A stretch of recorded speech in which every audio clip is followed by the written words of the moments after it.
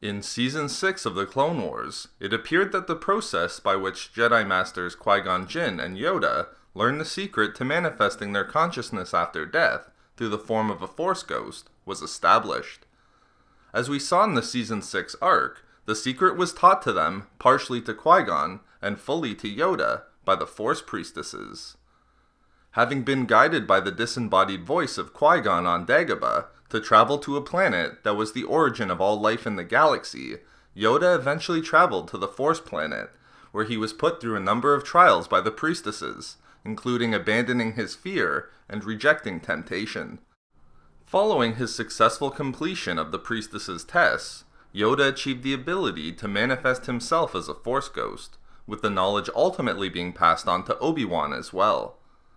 However, with the introduction of new material into the canon through the recent releases of The Force Awakens and Rogue One, it appears that the simplicity that was brought into Qui-Gon and Yoda's learning to become a Force ghost may have become more complicated, as concepts from Legends have been reintroduced that could connect Qui-Gon's journey to learn the secret to becoming a Force ghost to the moon of Jedha. In this video expose, I will discuss some of these concepts and explain why they point to Jedha as having significance in Qui-Gon's journey to learning how to manifest his consciousness after death.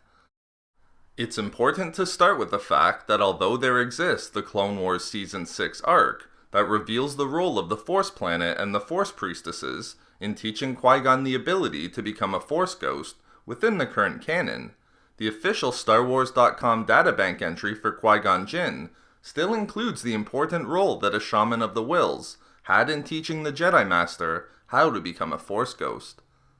The key influence of the shaman of the Whills is clear, as the databank entry states. Yoda came to discover that Qui-Gon had discovered the secret of surviving beyond the grave.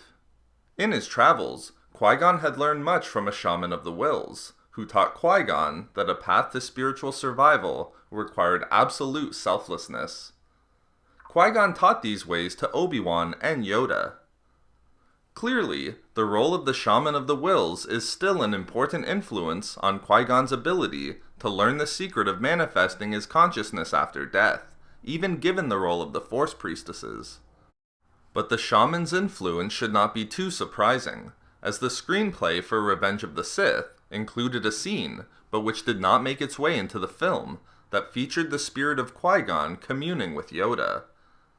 During this communication between the two Jedi, Qui-Gon informed Yoda that eternal consciousness had been accomplished by a shaman of the Whills.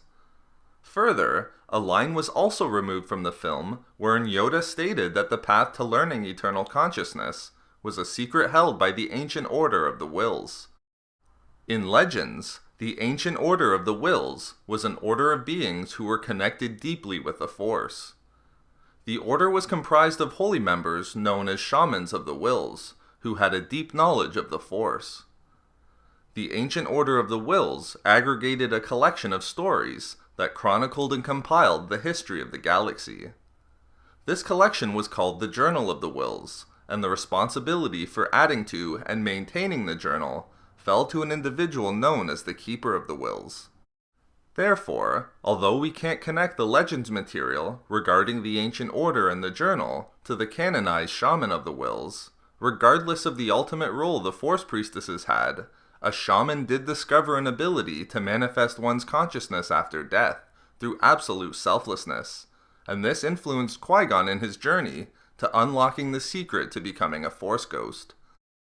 Now you might be asking, but Non-Canon Expert, why is this canonized concept of the Shaman of the Whills important, and how does it in any way connect to the Moon of Jedha? Importantly, although the Ancient Order of the Whills has not yet come back into the canon, the Journal of the Whills has been canonized through the Force Awakens novelization, written by Alan Dean Foster. In the novel, a passage from the Journal of the Whills is included that strongly references not only the Jedi, but also both the dark and light sides of the Force. Therefore, in the current canon, we have references to the Shaman of the Whills and a single shaman's discovery to manifest one's consciousness after death, in addition to the Journal of the Whills, that we know touches on concepts that include the Jedi and the Force. Personally, I believe that Qui-Gon learning how to become a Force ghost from the Shaman of the Whills and the Force Priestesses can work in tandem, wherein the conceptualization for the ability could have been passed along to him by a Shaman of the Whills from teachings that were written in their journal. Further, the journal may have also led Qui-Gon on his journey to discover the Force planet that would have allowed him to learn from the priestesses. Although we don't have all of the details surrounding the shaman or the journal, I believe that they provide the potential for a number of great reveals to come. But what is the connection between Qui-Gon, the shaman and journal of the Whills, and the moon of Jedha? Rogue One established that the concept of the Whills is significantly connected to the moon. Upon Jedha, we saw that the Holy City was home to a great temple called the Temple of the Kyber. However, as denoted in the Star Wars Galactic Atlas, the Temple of the Kyber is also known as the Temple of the Whills. But the Great Temple in the Holy City is not the only connection that Jedha has to the concept of the Whills. Rogue One introduced two Force-based religious organizations that were connected to the Whills. First, the Disciples of the Whills, and second, the Guardians of the Whills. In regard to the Disciples of the Whills, these disciples were the oldest faith to have remained active on Jedha by the time of Rogue One, clearly establishing that the Whills and Jedha had a long history. Again, although we don't have all of the details at this point, I believe that the introduction of the Temple of the Whills and the Whills Force-worshipping organizations on Jedha into the canon, as well as the reintroduction of the Journal of the Whills, allows for the possibility that Qui-Gon's initial journey to learning the secret of becoming a Force ghost started on the moon of Jedha, with Qui-Gon learning from a shaman and the journal within the temple. The fact that the shaman told him that the ability required absolute selflessness, and the Force priestesses required Yoda to come to them with only good intention and light in his heart, shows that what Qui-Gon was told by the shaman and what was actually required in the priestesses' trials are connected. Either way, there is a clear connection between the Whills and Jedha. So there we have it, how Qui-Gon's journey to learning the secret of becoming a Force ghost is connected to Jedha.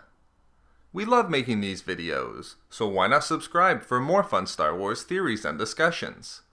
Also, if you enjoyed the video, think about giving a like or leaving a comment.